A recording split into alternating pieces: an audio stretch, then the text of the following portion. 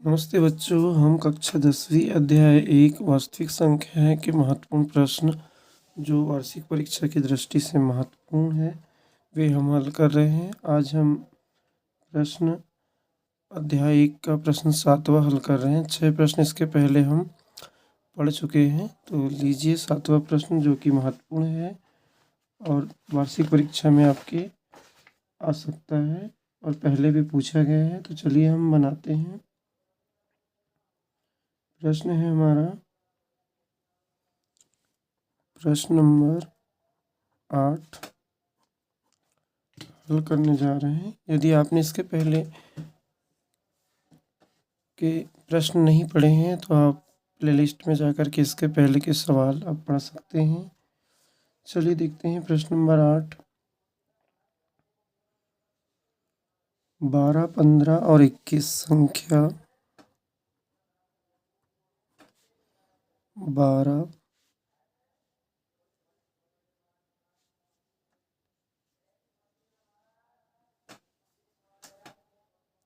संख्या 12, 15 व 21 के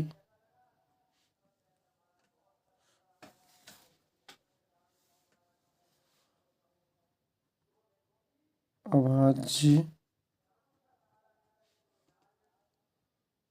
गुणनखंड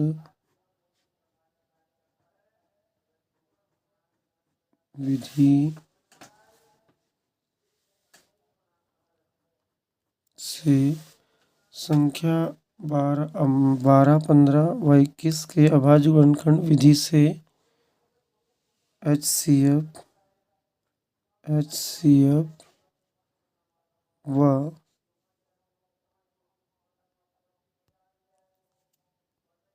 HCF व LCM ज्ञात कीजिए। संख्या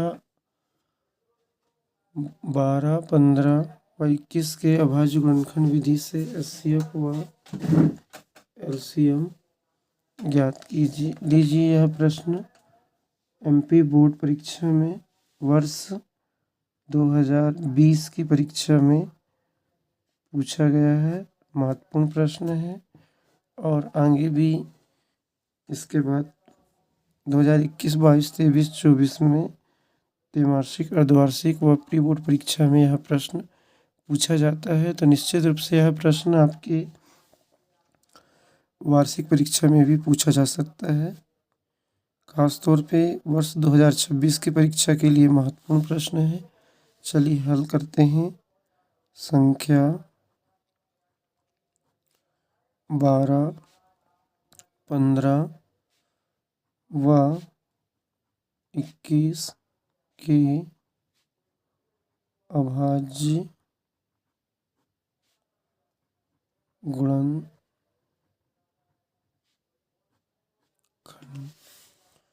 चलिए 12, 15 और 21 के अभाज्य गुणनखंड निकालना है तो हम इसके पूर्व में भी पढ़ चुका है।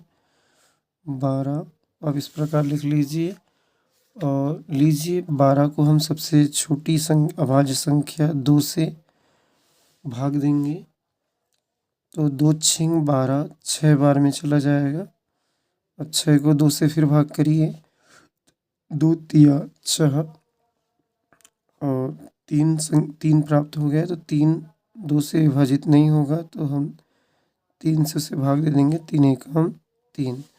इस प्रकार आप देखेंगे 12 के अभाज्य गुणनखंड 2 गुणित 2 गुणित 3 हमें प्राप्त हो गया है। इसी प्रकार हम 15 का भी निकाल लेते हैं।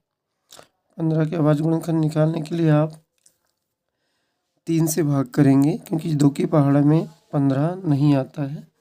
तो 3 5 15, 3 5 15, 5 हमें प्राप्त हुआ और 5 को हम 5 से भाग करेंगे। 5 एकम 5। इस प्रकार हमने 15 का भी अभाज्य गुणनखंड निकाल लिया है 3 और 5।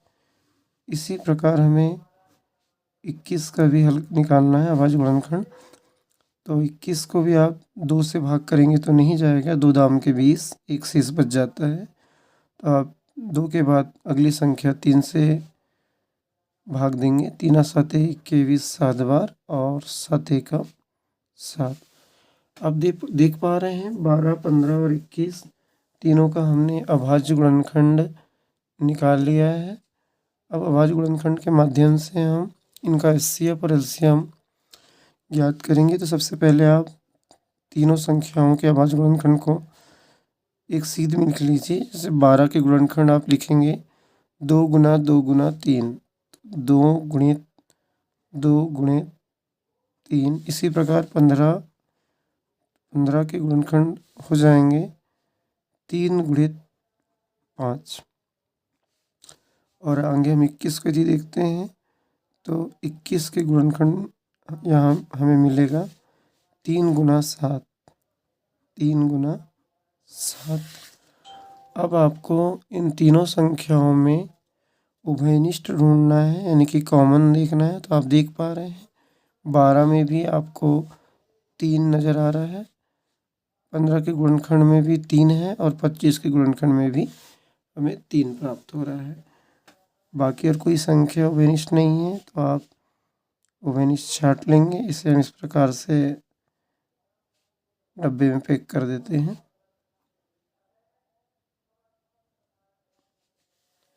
तो आप देख पा रहे हैं कि 12, 15 और 21 तीनों में कॉमन संख्या 3 है। तो आप यहाँ लिख लेंगे 12, 15, 21 का HCF।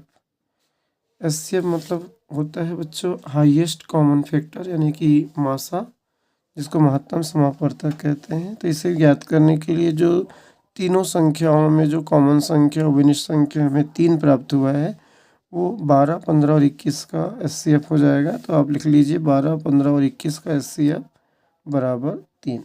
ये हमारा उत्तर है HCF। अब इसी प्रकार हम इसका एलसीएम भी याद कर लेंगे। तो 12, 15, 21 का एलसीएम में बच्चों आपको जो तीनों संख्याओं में जो कॉमन संख्या थी 3, उसे आपको एक बार उतार लेना है। तीनों संख्याओं को एक ही बार लिखना है, आपको 3 बार नहीं लिखना है। और उसके बाद शेष जो गुणनखंड बचे हैं उन्हें आपको लिखना है। तो जैसे 12 में आपने कॉमन 3 को उतार लिया है तो उसके बाद 2 संख्या शेष है 2 गुणित 2, इन्हें भी हम यहाँ लिखेंगे 2 गुना 2। इसी प्रकार 15 में एक संख्या जो शेष रह गया है 5, उसे आप यहाँ उतार लीजिए गुणा 5। और 21 में संख्या है 7, उसे भी आप उतार लेंगे तो गुणित 7। इस प्रकार 12, 15 का एलसीएम 3 गुना 2 गुना 2 गुना 5 गुना 7 हमें यहाँ प्राप्त होता है। अब इन सभी संख्याओं को हम गुणा कर लेंगे। चलिए गुणा करते हैं। 7 का गुना 5 में करेंगे बच्चों तो 7 बना 35, 35 का डबल 35 दूनी 70, 70 को आप 2 बार गुणा करेंगे तो 70 दूनी 140, 140 और 140 का गुणा आप 3 बार करेंगे तो 14 या 42 और 0 यानी कि 420। तो 12, 15 और 21 का HCF 420 होगा और 12, 15 और 21 का LCM हमें 3 मिलेगा। ये हमारा सही उत्तर है।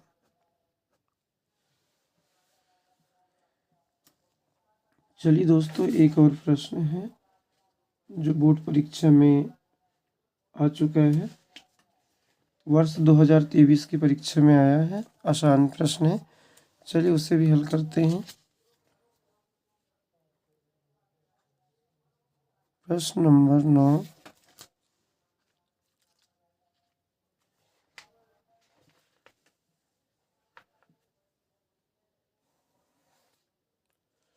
प्रश्न नंबर 9 है संख्या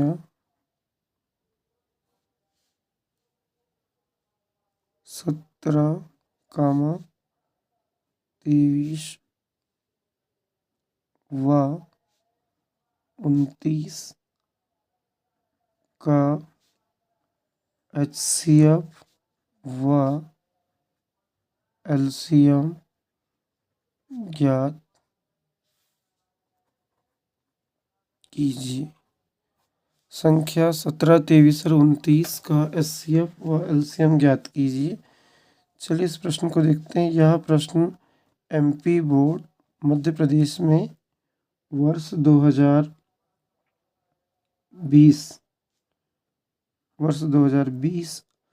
व वर्ष 2023 की परीक्षा में पूछा गया महत्वपूर्ण प्रश्न है और यह प्रश्न प्री बोर्ड परीक्षा 2025 में भी पूछा गया है।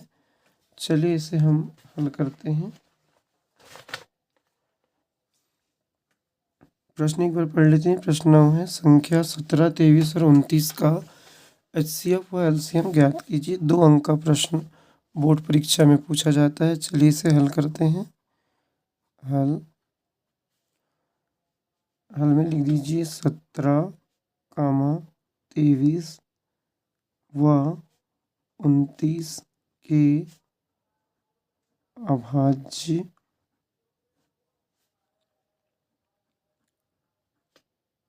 गुणनखंड। संख्या 17, 23, 29 के अभाज्य गुणनखंड। अब हम संख्या 17, 23 और 29 के अभाज्य गुणनखंड ज्ञात करेंगे। तो देखते हैं 17, 23 और 29 के अभाज्य गुणनखंड।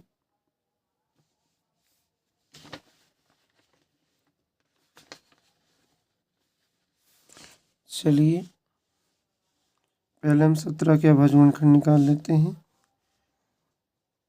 तो 17 बच्चों अभाज्य संख्या है, वो 1 से लेकर 16 तक किसी भी संख्या से विभाजित नहीं होगी। अभाज्य संख्याएं वे संख्याएं होती है जो केवल एक या स्वयं से विभाजित होती हैं। तो 17 को हम 17 से ही डिवाइड करेंगे। 17 एकम 17। इसी प्रकार आप देखेंगे कि 23 भी अभाज्य संख्या है। तो 23 भी किसी अन्य संख्या 2, 3, 4, 5, 6 से लेकर के 22 तक किसी भी संख्या से विभाजित नहीं होगी। तो 23 को भी हम 23 से ही भाग देंगे। तो 23 एकम 23। इसी प्रकार हम 29 को भी करेंगे। तो 29 को भी हम 29 भी अभाज्य संख्या है, तो ये यह संख्या भी 29 से ही डिवाइड होगी, 29 से ही भाग जाएगा। तो 29 एकम 29। आप देख पा रहे हैं 17, 23 और 29 के अभाज्य गुणनखंड हमने निकाल लिया है। अब हम इसे लिख लेंगे।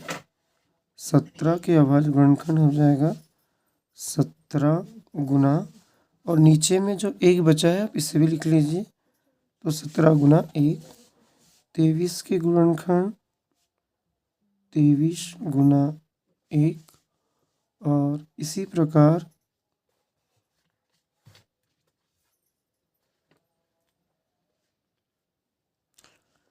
29 के गुणनखंड हो जाएगा 29 गुना 1। आप देख पा रहे हैं 17, 23 और 29 तीनों संख्याओं में एक कॉमन संख्या हमें यहाँ मिल रहा है। वो कॉमन संख्या है तीनों में 1।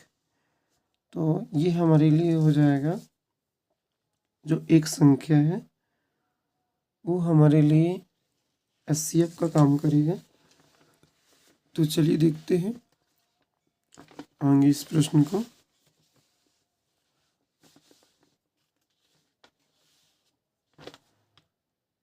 संख्या 17,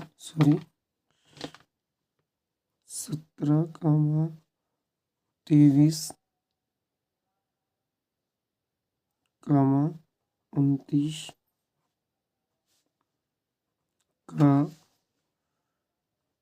HCF, जो तीनों संख्याओं में जो विनिश संख्या है, कॉमन संख्या है, वो उनका HCF होता है, हाईएस्ट कॉमन फैक्टर होता है। तो आप लिख लीजिए 17, 23 और 29 का HCF 1 होगा। और इसी प्रकार